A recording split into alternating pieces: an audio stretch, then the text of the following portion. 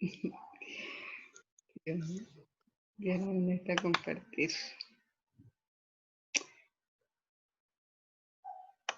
Buenas tardes, buenas noches. Seguimos con nuestro tema de hemocomponentes. No quería programar a las 9:30, pero no pude. Es mejor programarlo después y entrar más antes. No quería este programa cada media hora. Casi 9:30.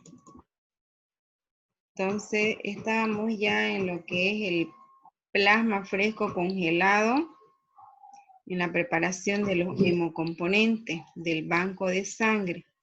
Entonces, ¿de qué se trata el banco de sangre? ¿Han visto ustedes? Es toda una logística, es todo un sistema, porque tiene que prepararse tanto la documentación, los procedimientos, tener todo un sistema implementado para poder contar con un banco de sangre. Entonces, y además de contar también con el personal que está entrenado, con la experticia necesaria para poder realizar las pruebas. Una es las pruebas rutinarias, otras son las pruebas ya específicas de detección de enfermedades infecciosas como hepatitis, HIV, Chaga, en nuestro medio se hace. Aquí no hacemos pruebas de HTVL1, pero sí son antígenos que también son causantes, hemos visto, de muchas enfermedades neoplásicas, ¿no? Entonces, ya.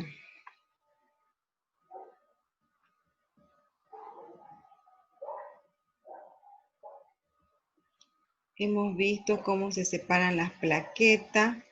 En el fondo se van las plaquetas y tienen que estar conservadas en constante movimiento, ¿no es cierto? Se tienen que almacenar a 24 grados centígrados y es una heladera que tiene específicamente, le da la velocidad a la cual deben estar estas plaquetas en constante movimiento para evitar lo que es la agregación plaquetaria, las propiedades que tienen las plaquetas, ¿no? Agregación, adhesión, agregación y secreción de las plaquetas. Ya estábamos en los plasmas crioprecipitados. Ahora estamos en el plasma fresco congelado.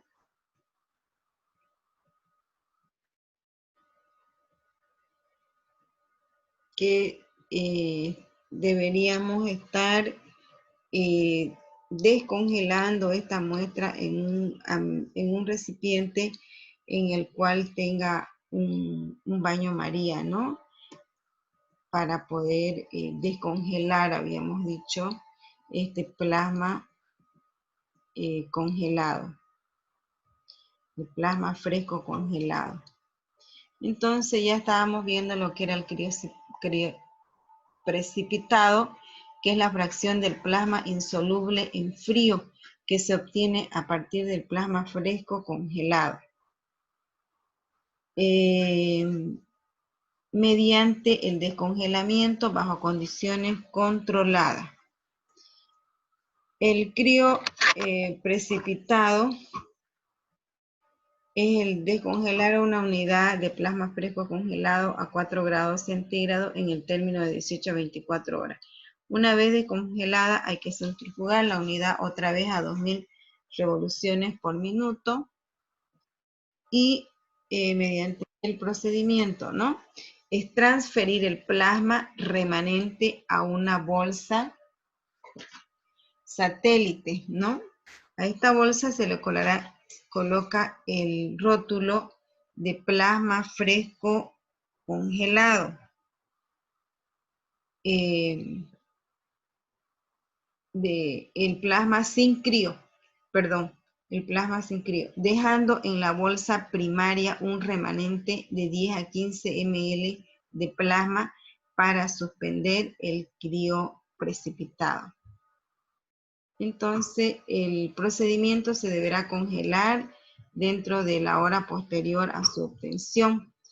El crío precipitado podrá ser almacenado durante 12 meses a partir de la fecha de la flebotomía, entre 20 grados y 25 grados. El almacenamiento de plasma fresco congelado listo para descongelar e usar. La bolsa satélite del plasma se almacenará entre 20 y 25 por el periodo de 12 meses y la bolsa deberá tener el rótulo en las iniciales de plasma fresco congelado, ¿no? Toda la unidad de plasma deberá ser descongelada en baño termostático a 37 antes de ser transfundida. En realidad, los que son los paquetes para transfusión se realizan este procedimiento. Ustedes lo ven que llega el transfusionista a la unidad de terapia o a la unidad del centro donde va a ser transfundido, ya llega directamente, ¿no es cierto? Sin embargo, este trabajo se realiza en el banco o en la unidad de transfusión donde se tiene que preparar, se tiene que, en este baño termostático, se tiene que descongelar, se tiene que atemperar porque tiene que ingresar pues adentro al sistema vascular, ¿no es cierto? Teniendo la precaución de colocarla previamente en una bolsa plástica, siempre con todas las medidas de bioseguridad para evitar la contaminación. Y es transfundida dentro de un plazo de 24 horas si se la mantuviera a 4 grados y un plazo que no superará las 6 horas si fuera conservada a 22 grados. Entonces, cuando se hubiera descongelado una unidad de plasma en forma condicional o si por alguna circunstancia no fuera a transfundirse, en el momento se deberá colocar un rótulo que especifique la hora y la fecha que hubieran sido descongeladas. Entonces, el almacenamiento, la distribución y el transporte, estábamos diciendo que esto también está a cargo por el personal del banco de sangre que es capacitado y especializado para esto. Los bancos de sangre establecen y mantendrán procedimientos documentales para almacenamiento, para distribución, para transporte de productos recibidos, productos que están en proceso y productos finales. Entonces es toda una logística, es toda una organización donde debe repartir el banco de sangre a las distintas unidades transfusionales, a los hospitales. Así tenemos nuestro banco regional, nosotros aquí en Santa Cruz, que nos distribuye tanto a unidades públicas, ¿no? A hospitales. Entonces se llevan y de acuerdo también a las solicitudes y también allá debe haber un personal para realizar este trabajo de la transfusión o se puede disponer de un técnico en el caso que sí hay un técnico de turno y que sea el encargado de ir y realizar la transfusión sanguínea. Entonces, esto es también con planificación, con una solicitud y con un registro. Sobre todo, todo se tiene que registrar. Ustedes vean que desde que ingresa la muestra, hay que ser responsable con el registro, con la identificación, porque imagínense, un error de esto es sumamente catastrófico, que le pongan el grupo que no corresponde a otro paciente y que fue mal tipificado porque hubo algún error, entonces eso puede ocurrir una hemólisis, ¿no? Una hemólisis intravascular.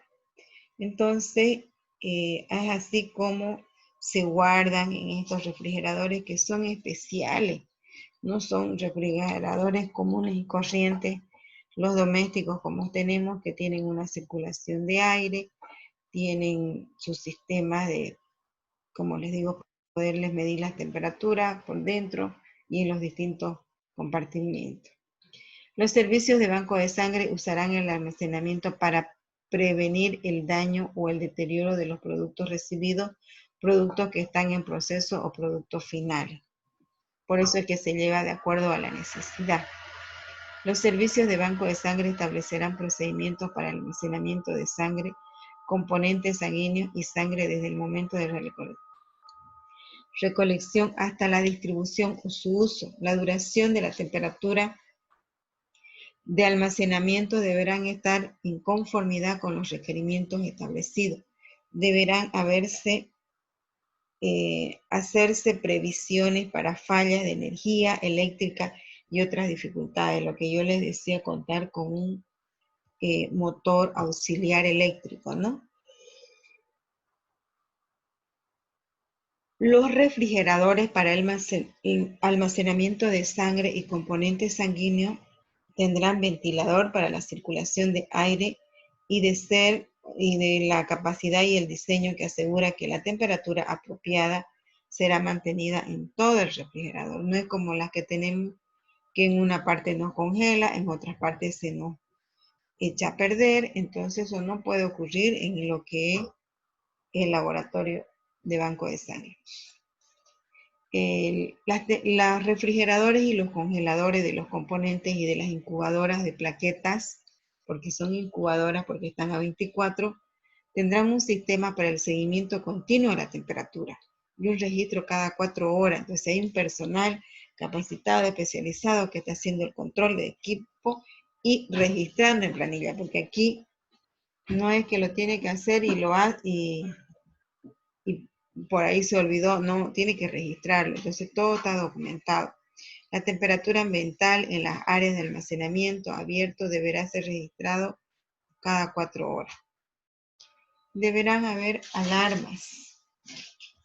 Ya los refrigeradores y los congeladores serán equipados con señales de alarma que permitan la intervención oportuna para la preservación de los productos. Imagínense cuánto cuesta conseguir un paquete para que se eche a perder por una negligencia, de un mal control. Entonces, aparte que de esos hemocomponentes depende la vida de muchas personas. Entonces, hasta aquí hemos visto lo que es la selección de la preparación de los hemocomponentes. Ya tienen una idea qué es lo que se hace en el laboratorio. Es toda, solo les voy a dar como una introducción para no cansarlos más, pero es para ver, para que vean qué más se hace en laboratorio, no solo en el banco de sangre, ¿no? Se hacen esto, es como complemento a las pruebas de grupo sanguíneo. Lo primero que se hace es grupo sanguíneo. Cuando usted va a ir a donar, le sacan la muestra y esta muestra no le dice en ese momento si usted tiene Chagas, si usted tiene HIV, no.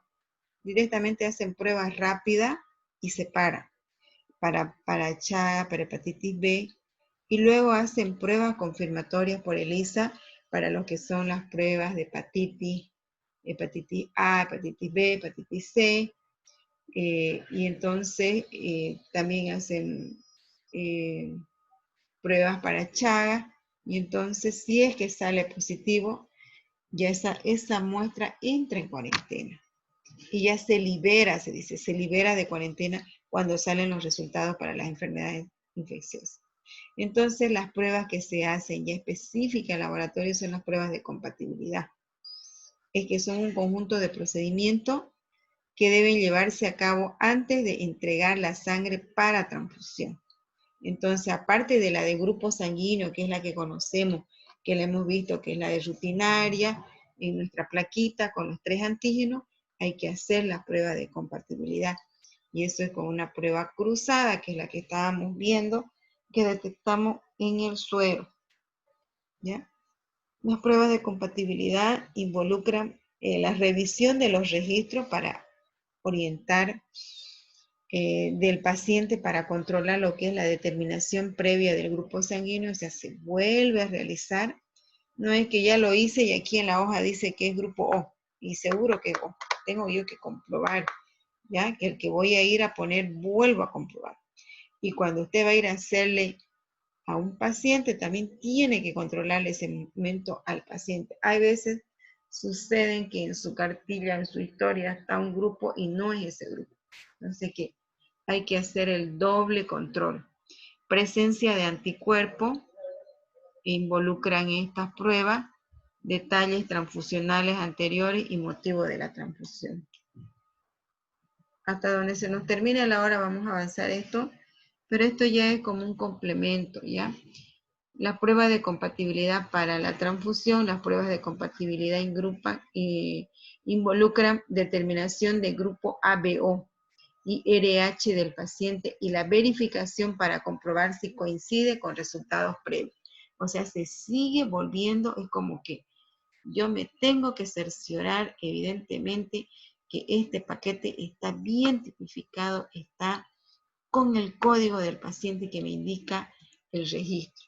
Ya no es, mi compañero lo hizo bien y yo sé que está bien. Entonces, esto se han venido trabajando, estos protocolos durante muchos años, porque ya realmente se han cobrado muchas vidas, han habido muchos errores, por eso es que se han establecido protocolos para la atención de los bancos de sangre, para evitar precisamente estos errores. Entonces, esto es control de calidad, ¿no es cierto? Las pruebas de compatibilidad y de sangre involucran lo que es compatibilidad cruzada, lo que yo les decía, que se detecta el grupo, pero en el suero ya. Mayor entre el suero del paciente y los glóbulos rojos del donador.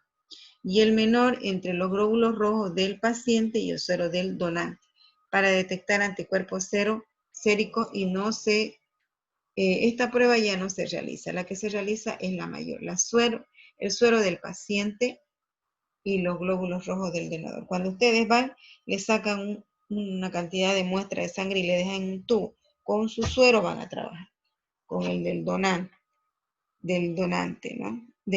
Con el suero del paciente y los glóbulos rojos del donador. Las pruebas de compatibilidad, entonces, tenemos la solicitud, tenemos que ver cuándo se requiere.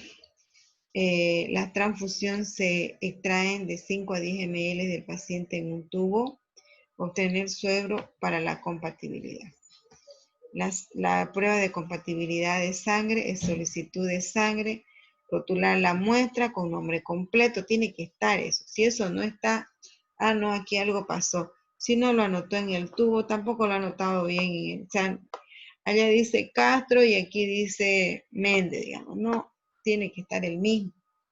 Rotular la muestra con nombre completo del paciente, la historia clínica, enviar al servicio de hemoterapia con formulario firmado por el médico solicitante. Entonces, así debe ir la solicitud. La solicitud de sangre debe incluir la fecha de pedido, el nombre del paciente, la fecha de nacimiento, el sexo, la historia, la sala, porque no es que usted se equivoque y se vaya a otra sala a colocar. En vez de irse a terapia, se fue a internación.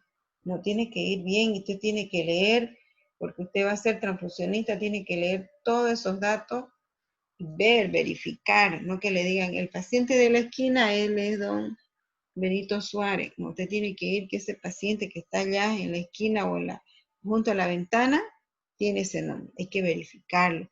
Han sucedido errores, por eso es que ahora existen estos protocolos, porque han habido muchos accidentes, obviamente que no es porque han querido, ¿no? Sino que son accidentes laborales que han ocurrido porque no existían estos protocolos escritos, ¿no? Entonces la fecha de nacimiento, el nombre, la fecha de pedido, el sexo, la historia clínica, domicilio, grupo y diagnóstico presuntivo y presencia de anticuerpos.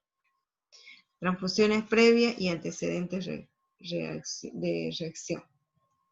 Entonces, la solicitud de sangre, el formulario debe incluir el número de gestaciones, porque las gestaciones también sensibilizan a los pacientes. La cantidad de tipos de unidades de sangre hemocomponente, que ya se las ha puesto, la evaluación eventual y la conservación del suero del paciente. Motivo de transfusión, la fecha y la hora. Firma del médico solicitante, no es que por ahí idea del familiar o idea de la enfermera, ¿no? Tiene que estar bien fundamentada el requerimiento. La selección de la sangre es importante, motivo de la transfusión. Usar primero las unidades más antiguas. Cuando usted va a sacar de su heladera, usted, como todo, siempre primero los más antiguos, porque eso se va a vencer de aquí a una semana. No va a emplear lo nuevo que recién entró. Excepto en transfusiones masivas, sangre fresca, en recién transfusión en niños menores, en niños mayores de 5 años, con anemia cuando se da concentrado de glóbulos rojos. Excepto cuando se envía sangre a otro hospital, siempre se deben remitirse unidades con distintas fechas de vencimiento. Claro, usted no sabe si le va a entrar un paciente ahora y todo lo va a poder usar ahora. Por ahí solo entra una y todos son que se vencen mañana. Entonces hay que darles con distintas para que puedan usar en distintos casos. La selección y entrega para transfusiones masivas suministrada en 24 horas supera la volemia del paciente. Después de transfundir 12 unidades, emplear sangre no compartibilizada, suero no representativo. Si después de 3 días la demanda continúa, hay nueva compatibilidad. Hay que hacerle, porque claro, se está sensibilizando con tanta transfusión. Selección y entrega al paciente con glóbulos rojos para recién nacidos y lactantes. Elegir sangre fresca no mayores de 7 días, sean especiales, ¿no? Los recién nacidos. Sangre ABO compatible y RH adecuado. Corregir las anemias.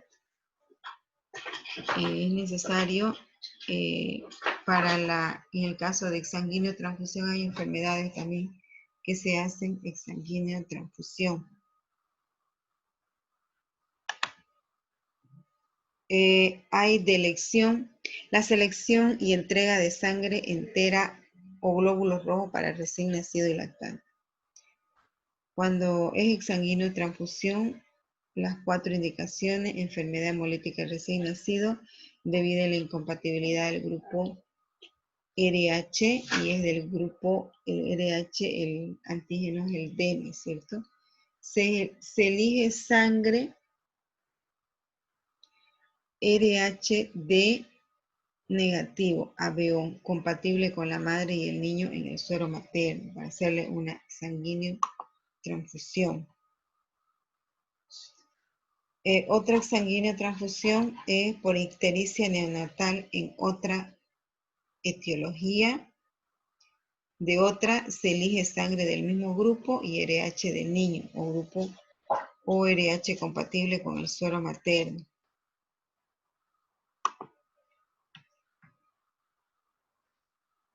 La selección y la entrega de sangre entera o glóbulos rojos para recién nacido y para lactantes. También en la sanguínea transfusión, las 4 indicaciones por enfermedad hemolítica del recién nacido por incompatibilidad de ABO. Se elige sangre del grupo O del mismo RH del niño compatible con el suero materno.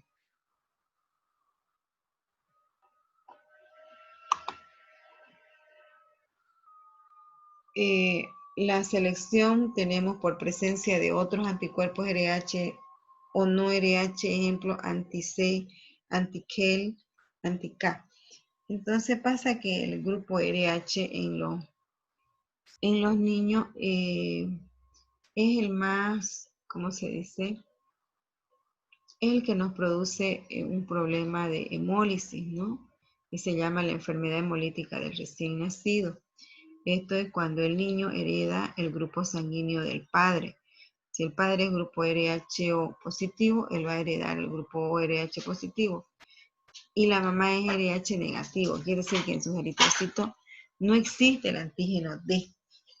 Por eso que el antígeno D es el que nos da la presencia del grupo RH positivo. Y como en un primer embarazo la madre se sensibiliza, quiere decir que pasan esos eritrocitos de la madre al niño. Y entonces en el primer embarazo, en el momento del parto, la madre se va a sensibilizar y va a quedar con anticuerpos anti-RH positivo. Ya esos anticuerpos. Porque hay ese paso tanto de la madre al niño como del niño a la madre, de los eritrocitos. Entonces esos eritrocitos que pasan van a sensibilizar a la madre. Y cuando es en el primer embarazo no produce nada, porque eso es en el momento del parto. Pero en el segundo embarazo, ya cuando es el segundo, el niño vuelve a heredar ese otro niño. Segundo niño hereda el grupo del padre. Y entonces la madre ya tiene anticuerpos circulando en su suero, pero tiene anti-D, ¿no es cierto? Anti-D, RH positivo, porque ella sigue siendo RH negativo. Y entonces esos anticuerpos que están circulando en su suero de la mamá van a pasar por la barrera placentaria, que son de tipo IgG, y esos son los que van a hemolizar el suero del niño, la sangre del niño. Entonces, esa es la enfermedad hemolítica del recién nacido. La pesquisa de estos anticuerpos irregulares permite encontrar sangre apropiada para este tipo. Entonces hay que hacer la rotulación, debe ser simple, legible, rotular unidad, grupo, nombre, paciente, historia clínica, la fecha, la sala, compatibilidad y la firma responsable. Entonces, sobre todo es importante llevar un protocolo de identificación, que digamos, ¿no? El sistema de determinación de grupo y reserva de unidades, si se solicita sangre y no se podía utilizarse, se recurre al procedimiento de determinación de grupo sanguíneo y reserva. La selección y entrega de sangre en situaciones de urgencia, ¿qué se debe realizar? Determinar el grupo ABO y RH con técnicas rápidas, o sea, siempre es los dos, no solo es el ABO el importante. Fíjense que el RH es el más problemático. ¿Por qué? Porque este antígeno DUD está precisamente en la mayor parte en los eritrocitos, muy poco en las otras células. Por eso es que el grupo O está en todas las células y cuando hay una hemólisis es menor, no es como el RH que solo está en los eritrocitos. Con técnicas rápidas y elegir sangre ABO. Rotular unidades con todos los datos conocidos y escribir sangre sin pruebas de compatibilidad. Obtener muestras de la guía para confirmar el grupo y efectuar la compatibilidad más tarde. Es como les digo, es que volver a cerciorarse, ¿no? Que realmente ese es el paquete corresponde a ese paciente. Entregar la sangre en forma habitual. El solicitante debe firmar formulario que asume las consecuencias de transfusión sin compatibilidad.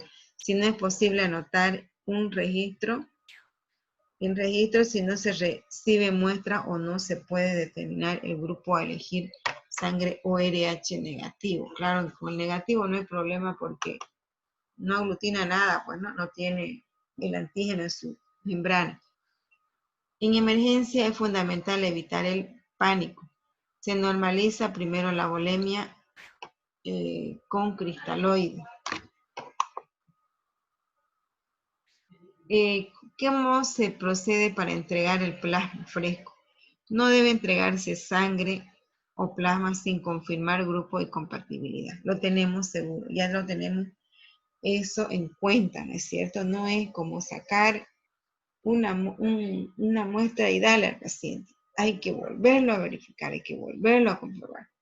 controlar la fecha de vencimiento, inspeccionar los síntomas de deterioro, la filtración, la hemólisis del plasma, si está hemolizado ya no va a servir, los coágulos grandes en el plasma, la hemólisis en línea entre glóbulos rojos y plasma. Entonces ya estamos por terminar. Y esto es porque es una complementación, fíjense, del otro tema. ¿Y qué más hacemos cuando entregamos el plasma fresco congelado? Imagínense, por eso es que es tan escaso hoy día está en encontrar el plasma, porque fíjense, es todo un procedimiento y no es tan fácil, ¿no es cierto? Y pareciera que por qué no hay, es precisamente porque es todo una logística, es todo un procedimiento. Entrega de sangre plasma. Anotar la fecha, la hora de entrega, consignar nombre de personas que retiran la unidad, solicitar la firma, verificar la realización de serología y su negatividad. Hay que cerciorarse del laboratorio porque todo se introduce al sistema. A ver, yo voy a ver porque hay un departamento que realiza el liberado. Entonces, como esa muestra cuando ustedes van y donan, esa no va directamente ya al paciente. Esa entra a un sistema de donas, de cuarentena, así como nosotros. Cuarentena está esa muestra durante ese tiempo que se van a realizar las enfermedades infecciosas, que se va a volver a confirmar que realmente sea negativo para todas esas enfermedades que se pesquisan. Recién recién que se va a poder utilizar, ¿no? Precisamente hay que anotar la fecha, la hora, consignar los nombres de la persona que retira la unidad, solicitar su firma, verificar la realización de serología y su negatividad. Entonces, recién se da liberado en el sistema. Si usted, la que liberó, le tocó el turno anterior de ayer, usted viene hoy y le solicita y se fija. Le solicitan, aquí yo tengo un plasma del grupo ARH positivo y eso fue ayer, entonces yo lo voy a disponer. No hay por qué decir, no, yo no lo hice, yo no lo vi. Y está todo registrado en el sistema. Entonces, la conservación de sangre fuera del banco, ¿cómo ocurre? También hay que tratar de llevarla en mejores condiciones, ¿no? No hay llevarla y sentarla en cualquier parte en el hospital o al centro que se va. No entregar sala o quirófano, no entregar con heladera apropiada, entonces hay que entregar a lugares donde está yendo. Colocar en envase aislado para mantener la temperatura. Bueno, entonces colocar en envase aislado para mantener la temperatura de 2 a 8 grados centígrados. Si no se utiliza en 4 horas, deberá volver al banco. No deberá estar en contacto con hielo porque se hemoliza.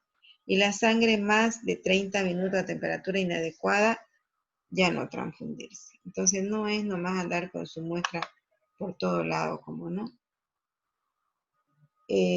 Suele ser responsabilidad del banco comparar nombre del paciente, la sala, la historia, corroborar el grupo sanguíneo, controlar el vencimiento, anotar la historia clínica, la fecha y la hora de transfusión, cantidad y número de bolsa, firmar la historia clínica, controlar el pulso, la presión arterial, la temperatura antes y durante y después de la transfusión. Entonces, fíjense que una serie de protocolos que yo diría. Ahora, hay reacciones transfusionales también. ¿Qué ocurre? No todo, pues, los organismos aceptan. Ahí resulta que hay reacciones que pueden ser febriles, pueden ser alérgicas y también pueden haber hemolíticas. Entonces, nosotros tenemos que también conocer, por más que no nos corresponde trabajar en ¿cómo se dice? Tenemos que verificar realmente que no no haya ninguna de estos problemas, y si no, hay que suspender la transfusión. Febrile, hay cefalea, hay escalofrío, hay hipertermia. Luego tenemos alérgica, hay anafiláctica, poco frecuente, urticaria, espasmo bronquial, edema laríngeo. Pueden ser de dos tipos las alérgicas. Cuando el plasma del donante contiene antígenos solubles, es apógenos, y sangre receptor posee anticuerpos, es reagininas.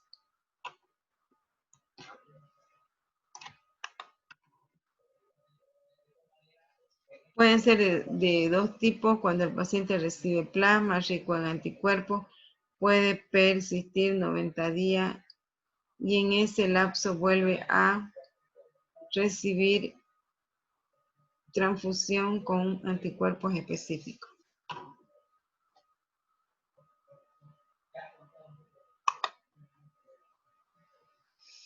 Y las hemolíticas es clarito, vamos a ver nosotros el suero o el paquete que está prácticamente rosadito el suero, ¿no?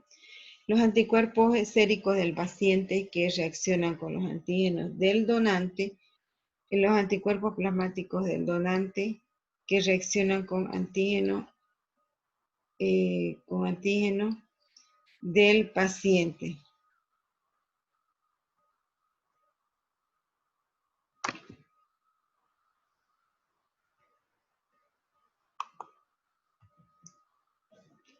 La hemólisis puede ser intravascular, destrucción de los glóbulos rojos con ictericia y hemoglobina. Puede ser esta por anticuerpos, autoanticuerpos de tipo IgM, llevan a la muerte por hemorragia e insuficiencia renal. Entonces, esos anticuerpos están ocurriendo. Y la extravascular es destrucción de los glóbulos rojos por destrucción de los glóbulos rojos por los macrófagos. O sea, eso es cuando hay prácticamente algunos autoanticuerpos, desciende el valor de la hemoglobina hasta 10 días después de la transfusión. Entonces, estas son las causas de la hemólisis extravascular.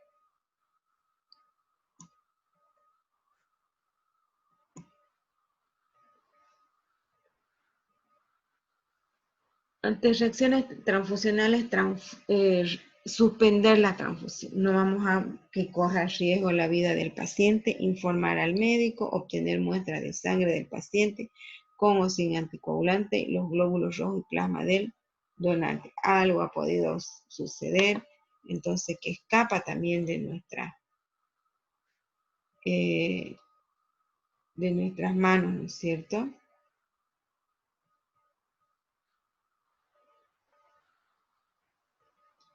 Ya.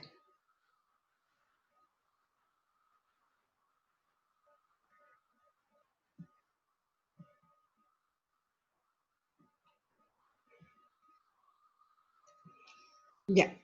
Los estudios a realizarse en las reacciones transfusionales son registrar tipo de reacción, momento en que se produjo, volumen transfundido, examinar el plasma del paciente para detectar ictericia y hemoglobinemia. Entonces, esos problemas nosotros lo estamos viendo, por eso se suspende la transfusión. Los estudios a realizarse en la transfusión, verificar prueba de antiglobulina indirecta. Estos son los autoanticuerpos para descartar la existencia de anticuerpos plasmáticos del donante que reacciona con los gramos del paciente. Analizar muestras de orina, controlar el registro para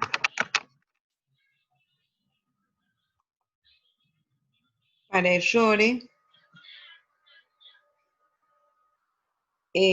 La medicina transfusional consiste en el 10% de trabajo y el 90% de control de este trabajo. Entonces, si ustedes se dan cuenta, la extracción de de la muestra no dura tanto tiempo como todo el procedimiento que hay que realizar posteriormente. Entonces, es a tener un entrenamiento y también un meticuloso cuidado. Los registros son cruciales y no solo